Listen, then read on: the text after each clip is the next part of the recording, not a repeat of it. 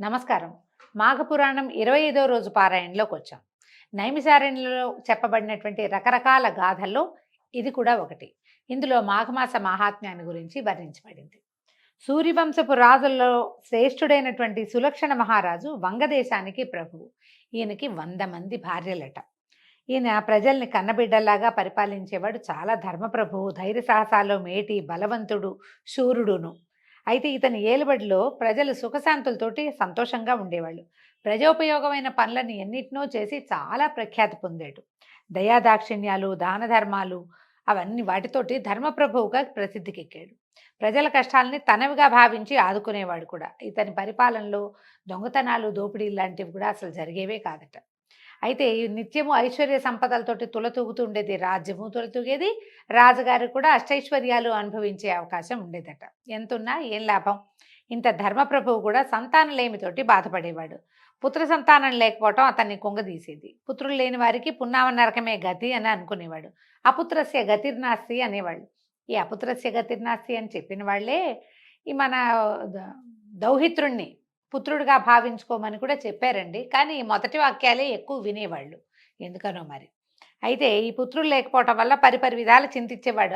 ఈయన ప్రధానమైన సమస్య ఏంటంటే రాజ్యం తన తన తర్వాత తన వంశం వారికి వెళ్ళాలి. కొన్ని తరాలుగా వాళ్ళ వంశమే ఆ రాజ్యాన్ని పరిపాలిస్తుంది.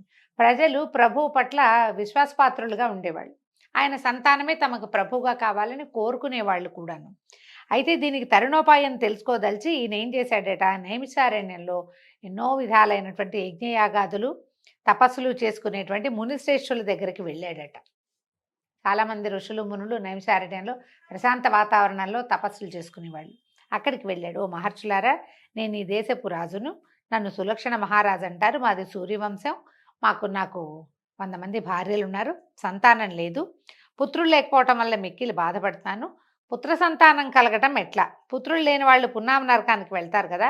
నాకు పుత్ర సంతానం కలిగేలాంటి మార్గం, పరిష్కారం ఏదైనా సూచించి నన్ను ఇందులో నుంచి బయటపడేయండి అని పరిపరి విధాలుగా ప్రాధేయపడ్డాడట. ఈయన బాధలు విన్నటువంటి ఋషులు, మునులు వాళ్ళందరూ చాలా జాలిపడి, మహారాజా, ఎవరైనా పుత్రహీనులు అవడానికి వాళ్ళ పూర్వజన్మే కారణం. సంతానం లేదు అంటే పూర్వజన్మలో చేసిన దానాలేవి లేకపోవటం వల్ల సంతానం కలగదు. కుమారులు కలగలేదు అంటే ఏదో ప్రత్యేకమైన కారణం ఉండుంటుంది అని చెప్పి ఏం చెప్పారు, నువ్వు పూర్వజన్మలో కూడా మహారాజువే అయినప్పటికీ ఏనాడు మాఘమాసంలో ఒక్కసారైనా నువ్వు నదీ స్నానం చేయలేదు. అంటే దీని భావం ఏమి తిరుమలేశ అంటే, మాఘంలో నదీ స్నానం చేసిన వాళ్ళకి తర్వాత జన్మలో సంతానం కలుగుతుంది. అలా తెలిసి కూడా స్నానం చేయని వాళ్ళకి సంతానం కలగదని చెప్తున్నారు. మాఘమాసాన్ని పూర్తిగా నిర్లక్ష్యం చేసావు. నీవు పూర్వజన్మలో ఏ ఒక్క బ్రాహ్మణుడికైనా ఒక గుమ్మడికాయను కూడా దానం ఇవ్వలేదు. బ్రాహ్మణులకు గుమ్మడికాయనిచ్చట్లో గల ఆంతర్యాన్ని గ్రహించలేదు.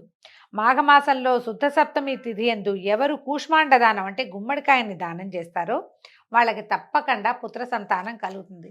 అంటే దీని లెక్క ప్రకారం ఎవరెవరికి కుమారులు ఉన్నారో వాళ్ళందరూ కిందటి జన్మలో మాఘంలో ఏదో ఒకటి దానం భార్యో భర్తో చేసుకుని ఉండొచ్చు అని అనమాట. ఇలా చెప్తారండి కథలు. ఎందుకంటే మనతోటి ఇది చేయించటం కోసమే. మనం ఇలా చేస్తే వచ్చే జన్మ మీద మనకు నమ్మకం ఉన్నా లేకపోయినా మనం దానం చేస్తాము. ఒక వస్తువు కూష్మాండం, ఆ గుమ్మడికాయ వండుకుని తినేటప్పుడు ఆ బ్రాహ్మడు ఆహాహా ఎంతో మంచిగా ఇచ్చారని మనం మెచ్చుకుంటాడు కదా. అది మనకి పుణ్యబలంగా ఉంటుంది. మనకు అది సహాయం చేస్తుంది ఆ పుణ్యం. ఇవేవి నువ్వు కిందటి జన్మలో చేయకపోవటం వల్ల నీకు ఈ జన్మలో పుత్ర సంతానం కలగలేదు. మాఘంలో స్నానం చేయలేదు.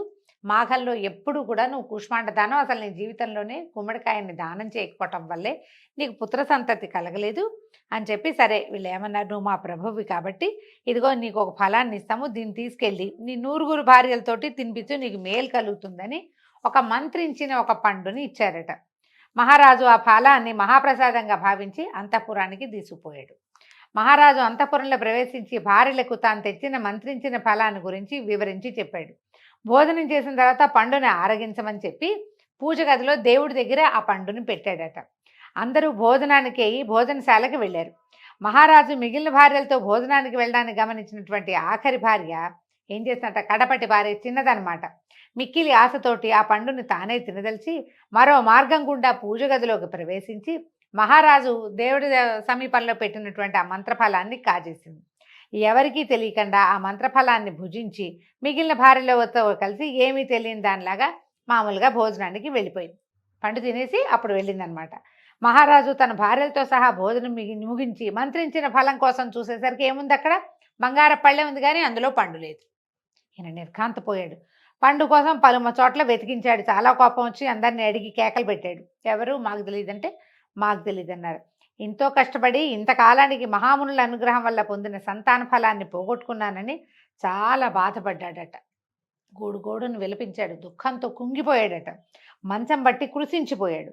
ఇదంతా గమనిస్తున్న చిన్న భార్యకి చాలా జాలేసింది, పశ్చాత్తాపం కలిగింది. అయ్యో, పండు ఆశ కొద్దీ తినేసానే, ఈయనేమో ఆ పండు కోసం బెంగపెట్టుకుని ఇలా మంచాన్ని పడిపోయాడు అని చెప్పి సరే ఏమనుకుంది, భర్తకి ఈ మాట చెప్తే గానీ నా మనోవ్యధ తీరదు, ఆయన మనోవ్యధ తీరదు అని భావించి ఎవ్వరూ లేని సమయంలో భర్త గదిలోకి ప్రవేశించింది. ఆయన మంచి నిద్రలో ఉన్నాడు. సడన్గా శబ్దం వేసరికి ఉలికి పడలేచి పెద్ద పెద్ద కేకలు పెట్టాడు. ఎవరు ఎవరు అని గర్జించాడు. ఆవిడ అదిరిపోయింది.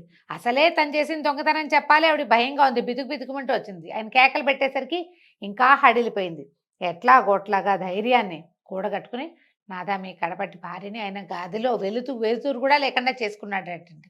చీకటి గదిలో పడుకుని ఉన్నాడు. కొత్తగా మనిషి వస్తే వెలుతురు ఉంటే కనపడుతుంది, చీకట్లో ఏం కనపడుతుంది? పైగా ఆయనకు 100 మంది ఉన్నారు. అందులో ఆ 100 మందిలో ఎవరొచ్చారో తెలీదు పేర్లు చెప్తే గానీ. దాంతో ఈవిడ ఏం చెప్పిందంటే, నేను మీ కడపటి భార్యని, మీకు ఒక నిజం చెప్పాలని వచ్చాను. మీరు పోయిందనుకున్న మంత్రఫలాన్ని నేను తిన్నాను.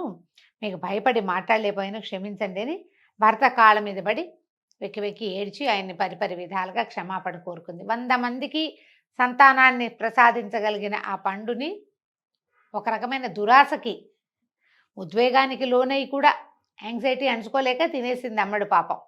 అయితే సరే ఈ బాగా దుఃఖించింది. కానీ ఈయన ఏమంటున్నాడు, సరేలే పండు పోలేదు, ఎవరో ఒక భార్య అయినా తింది, ఆ ఒకదానికైనా సంతానం కలుగుతారని భావించి భార్యని కౌగిలించుకుని కొంచెం ఆవిడ్ని ఓదార్చాడు. పుత్రుడు కలగబోతున్నందుకు పుట్టెడు సంతోషాన్ని పొంది చాలా గారాభంగా ఆ అమ్మాయిని చూసుకున్నాడు. అయితే క్రమంగా విషయం ఎన్నాళ్ళు ఉంటుందంటే కొద్ది రోజుల్లో బయటకు వచ్చేది. కడపటి భార్య గర్భవతి అయి పుత్రుడిని కనబోతోందని గ్రహించిన మిగిలిన భార్యలు ఈర్ష్యాసూయలతో ఉడికిపోయారు.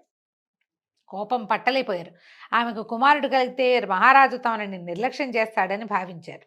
అక్కడి నుంచి ఏం చేశారు, రాజు తమను చూసుకోవట్లేదు, వాడిని దాన్నే చూసుకుంటున్నాడు, అదేమో అందరికీ లభించవలసిన ఫలితాన్ని తను ఒక్కతే తినేసిందని చెప్పి కోపంతో ఈ ఆఖరి భార్య తినే భోజనంలో విషం కలిపేశారట. విషాన్నం తినేసింది అమ్మాయి. తినేసరికల్లా ఈ పెట్టుడు మందు ప్రభావం వల్ల కడపటి భార్యకి పిచ్చెక్కింది, మతిపోయింది అమ్మాయికి. కానీ వరప్రసాది అయిన కడుపులోని పిల్లవాడికి మాత్రం ఏమీ కాలేదట.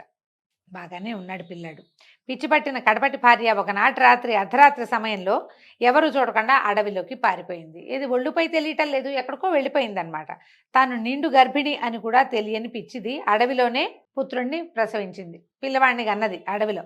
అయితే ఆమె పుత్రుణ్ణి ప్రసవించడానికి ఒక క్రూర మృగం చూసింది. రక్తపు మడుగులో ఉన్న చంటిబిడ్డను వదిలిపెట్టేసి ఆ భార్య పిచ్చెక్కిపోయి ఉన్నటువంటి రాజుగారి ఆఖరి భార్యని, ఈ బాలింతరాల్ని తినేసింది ఆ మృగం. రక్తపు మడుగులో పడి రోధిస్తున్నటువంటి ఆ పసికందుని ఆహారానికై అటు ఇటు సంచరిస్తున్నటువంటి రాజహంసలు చూసేయట. ఈ హంసలు చూసి ఏం చేసినాయి, రెక్కలతోటి ఈ పిల్లవాడి మీద బాగా గాలి విసిరి ఆ ఒంటి మీద ఉన్న తడంతా ఆర్పి ముక్కులతోటి చిన్న చిన్నగా మెత్తమెత్తటిగా ఉన్నటువంటి పీచుని ఆ చెట్ల నుంచి, కొమ్మల నుంచి, తామర తూళ్లలో నుంచి, కొన్ని చెట్లలో పత్తి లాంటిది కనపడుతుంది, వాటన్నిటిని పీకి పట్టుకొచ్చి ఓ చిన్న పరుపులాగా చేసి పిల్లాడిని రెక్కలతోటి కాళ్ళతోటి ఆ పరుపు మీదకి దొర్లిచ్చి అక్కడి నుంచి చూసుకోవటం మొదలుపెట్టాయి. ఒక ఏడాది పాటు పళ్ళగుజ్జు తేనె తెచ్చి పిల్లాడికి నోట్లో పెడుతూ మెల్లిగా ఆ పిల్లవాడిని పెంచేయట. ఎంతకాలం పెరిగినాయి?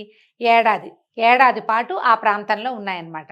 ఆ ఏడాది పాటు పెంచి వేసవకాలం సమీపించడంతో నీరు దొరక్క ఆ బాలుణ్ణి దగ్గరలో ఉన్నటువంటి తమ మిత్రపక్షులకి అప్పగించి వెళ్ళిపోయినాయి. రాజహంసలు మొదట ఏడాది పాటు పెంచి ఈ ఏడాది పిల్లాడిని ఆ ప్రాంతంలో ఉన్న మిగిలిన పక్షుల చేతిలో పెట్టేసి అవి కాస్త వెళ్ళిపోయినాయి. అయితే ఏమైంది, పక్షుల సంరక్షణలో పెరిగిన ఆ బాలుడు ఒకనాడు ఆ వైపుకి స్నానార్థం వచ్చినటువంటి ఒక ఋషిగారి కంటపడ్డాడు. ఈ మునిగారికి 2 భార్యలు ఉన్నారట. 2 భార్యల్ని వెంట పెట్టుకుని ఆయన ఆ నదికి స్నానానికి వస్తుంటే చక్కగా అక్కడక్కడ తిరుగుతూ పక్షులతోటి ఆడుకుంటున్నటువంటి ఒంటి మీద వస్త్రాలు కూడా లేని ఆ పిల్లవాడిని చూసేసరికల్లా ఆశ్చర్యపోయారు. అయ్యో, ఎంత బాగున్నాడు, ఎట్లా వచ్చాడు, ఏ బాలకుడు, రాజబాలకుడో మరి ఎవరో మనుష్య బాలకుడు పక్షులతో పాటు తిరుగుతున్నాడు.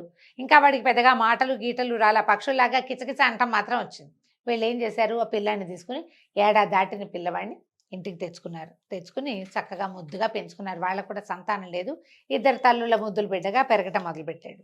పిల్లవాడికి 3 సంవత్సరాలు నిండేసరికల్లా ముద్దుగా మాట్లాడడం వచ్చింది. వీడు రెండో భార్య దగ్గర మునిగారి రెండో భార్య బాగా మాలిమి చేసింది పిల్లవాడిని. బాగా ఆవిడ వెనకాల పడి తిరిగేవాడు, ఆడుకునేవాడు చిన్న తల్లితోటి. ఆడుతుంటే ఈ పెద్ద భార్యకి ఒక రకమైన ఈర్ష్య వచ్చేసిందట. వీడు తన దగ్గరికి రావట్లేదు, తన దగ్గరికే వెళ్తున్నాడు, చిన్నావిడ దగ్గరికేని నా సవితి కొడుకు అనుకుని బాలుడు ఆడుకుంటుండగా ఎత్తుకుపోయి అడవిలో దిగబెట్టేసి వచ్చేసింది. భర్త అడిగాడు, ఏది పిల్లాడేరని చిన్నావిడ వెతుకుంటోంది. భర్త కూడా ఏదే పిల్లాడు, ఇందాక ఇక్కడ ఉండాలి, నువ్వు వెతుకున్నావుగా, నువ్వు చూసావుగా అంటే నాకు తెలీదు, నేను చూడలేదని చెప్పేసింది. అసూయా పరత్వంతో పిల్లాడిని అడవిలో దిగబెట్టేసింది. ఈ కథలు ఇంత వింతగా ఉంటాయండి. తమ కడుపున పుట్టిన పిల్లవాడినేమో తల్లి వదిలేసింది. తమకి రాజుగారికి అసలు సంతానమే కలుగుతూ ఎవడో ఒక బాలుడు కలుగుతాడు, వాడే ఈ రాజ్యానికి ఉత్తరాధికారి అవుతాడు అని ఆలోచించకుండా తమకి సంతానం కలగనివ్వలేదు కాబట్టి ఆ అమ్మాయి సంతానం కూడా పాడైపోవాలని కొంతమంది ఆలోచిస్తారు. ఎక్కడో దొరికిన బాలుడు ఒక ఆవిడికి చేరికయ్యాడు, నేను కూడా చేరిక చేసుకుందామని అనుకోకుండా ఆమెకి చేరికవటమే నచ్చలేదు, తనకి కొడుకుగా ఉంటున్నాడు కాబట్టి ఈ పిల్లాన్ని వదిలించుకుందామని చంటిబిడ్డని 3-4 ఏళ్ల పిల్లాన్ని ఎవరైనా అడవిలో వదిలిపెడతారండి?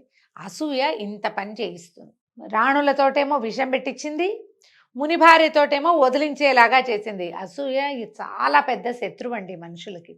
అది మనకి ఉచ్చం నీచం ఆలోచించనిది. పురాణాల్లో ఇలా ప్రత్యేక గాథలు ఎందుకు చెప్తారంటే దీనివల్ల వీటి వల్ల మన ఏమంటే అరిషడ్వర్గం ఉంటారు, కామక్రోధ లోభమోహ మదమాత్సర్యాలు, ఇలాంటి గుణాల వల్ల ఎంత నష్టపోతామో, మనతో పాటు మన చుట్టూతో ఉన్న సమాజం కూడా చాలా నష్టపోతుందని తెలియజేయడానికే ఇట్లాంటిది. ఇలా క్రూరులు ఎందుకున్నారు పురాణాల్లో అని చాలామంది అడుగుతుంటారు. ఇదేంటి, ఇది దుష్ట స్వభావం కదా. పాతకాలంలో మనకంటే ముందు కాలంలో అందరూ మంచివాళ్ళు ఉండేవాళ్ళు, ఇప్పుడు ఎందుకు ఇట్లాంటి కథలు రాస్తారు పురాణంలో అంటే మనకి తెలియజేయటానికే. కలికాలంలో ఇలాంటి లక్షణాలు విపరీతంగా ఉంటాయి. అక్క చెల్లెళ్ళకి అన్నదమ్ములకి ఒకళ్ళ మీద ఒకళ్ళ ఈర్ష్య, తల్లులకి పిల్లల మీద ఈర్చున్న సందర్భాలు కూడా కనపడుతున్నాయి మన కర్మానికి ఇప్పుడు.